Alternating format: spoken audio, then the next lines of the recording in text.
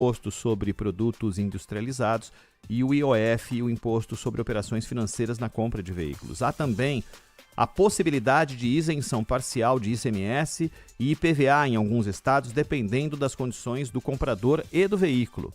Essa política visa facilitar o acesso a automóveis adaptados ou acessíveis, promovendo autonomia e qualidade de vida. Esse é o preceito básico.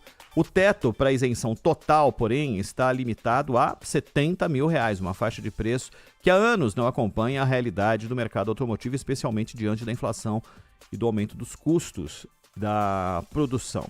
Com a reforma tributária aprovada, a proposta é substituir 5 impostos por 2 novos tributos. A Contribuição sobre Bens e Serviços, CBS, que será federal, e o Imposto sobre Bens e Serviços, IBS, estadual e municipal.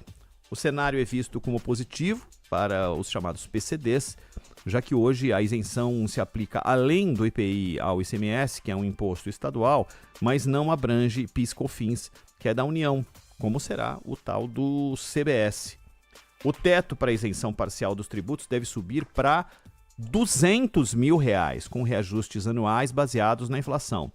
Essa mudança, embora positiva, não resolve o problema da isenção total, que permanece limitada a 70 mil, um valor insuficiente diante da ausência de veículos compatíveis nessa faixa de preço. Esse teto, no entanto, pode voltar a ser discutido em fevereiro lá no Senado.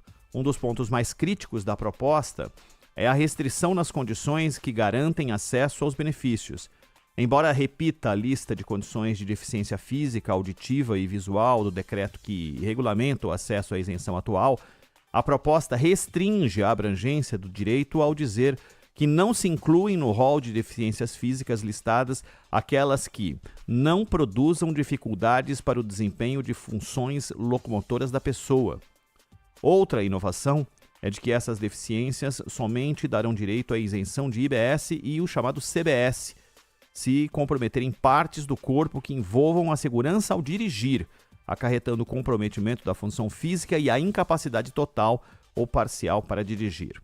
As novas regras também restringem o acesso de pessoas com o transtorno do espectro autista, classificado como leve. Atualmente, não há distinção por grau, mas a proposta exclui quem apresenta menor necessidade de suporte, gerando críticas sobre a falta de inclusão.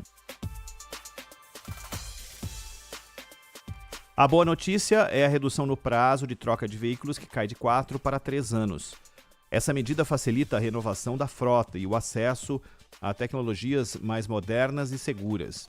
Se aprovadas, as novas regras começarão a valer gradualmente a partir de 2026.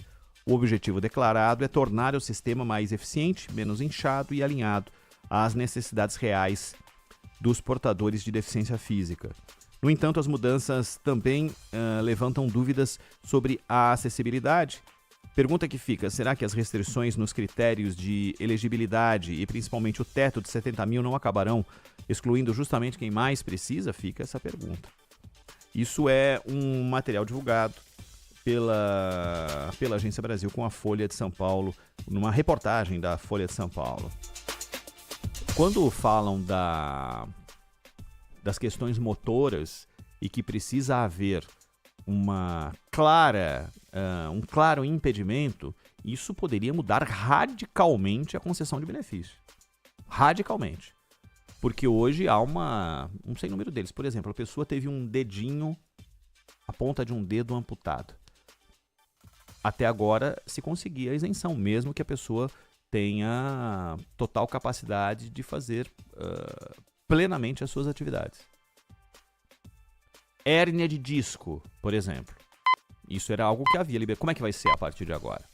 Problemas no joelho, né? De problemas crônicos, né? De hérnia de disco, de joelho, entre outras coisas. Nervo ciático e por aí vai. Como é que vai ser a partir de agora, né? Tudo bem. E só para deixar claro que isso, em sendo regulamentado, passa a valer só em 2026. Mas como é que vai ficar essa análise, né, por parte dos médicos e especialistas e que podem fazer o laudo? Tudo tem que ser baseado no laudo, né? Como é que vai ser? Fica essa pergunta. Vai haver algum tipo de intensificação de alguns problemas que a pessoa sofreu ao longo da vida, alguns mais severos, outros menos severos? Isso que fica a pergunta.